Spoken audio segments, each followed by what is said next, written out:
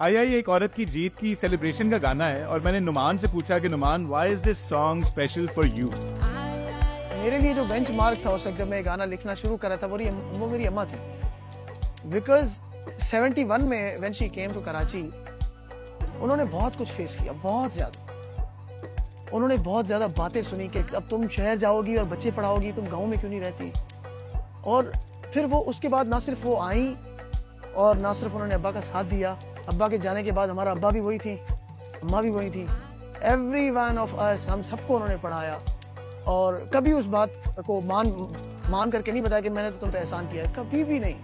तो मेरे लिए जो मेरी जीती हुई खातून थी वो अम्मा थी। तो फिर मैंने इस कॉन्सेप्ट के साथ रख करके यार उस वक्त इन्होंने क्या फेस किया होगा, कितनी कमिटमेंट चाहिए होगी उनको उन सबको जवाब देने के लिए, अपनी आवाज से नहीं अपने एक्शन से।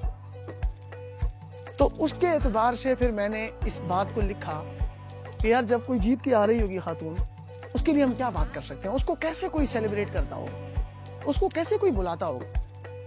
जब कोई किसी के इंतजार में यूं टिकटिकी बांध कर कहीं देख रहा हो कि वो कब आएगा, और बिल आखिर वो थक हार कर अपनी वो जगह छोड़ दे के उसने नहीं आना, क्योंकि वो तो गए ऐसे सफर पे था जिस सफर से कोई जीत के ही नहीं आता। और वो वैसी थी औरत कमजोर, क्योंकि हम डोमिनेंसी का शिकार हैं ऑलरेडी, तो हम समझते हैं वो तो जीतेगी नहीं।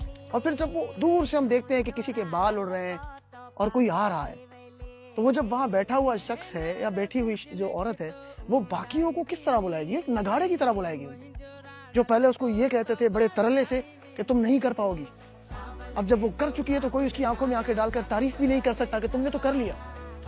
बस सब यूं गर्दन झुकाए खड़े हैं और मान रहे हैं, अपने एक्सप्रेशन से उसको कह रहे हैं कि तुमने कर दिया और तुम्हारे अंदर जो ताकत थी वो हम में नहीं है, क्योंकि जो तुमने किया वो हम नहीं कर सकते। तो उस जीत के आने वाली की खुशी है ये, वो कोई भी हो सकती है उसको।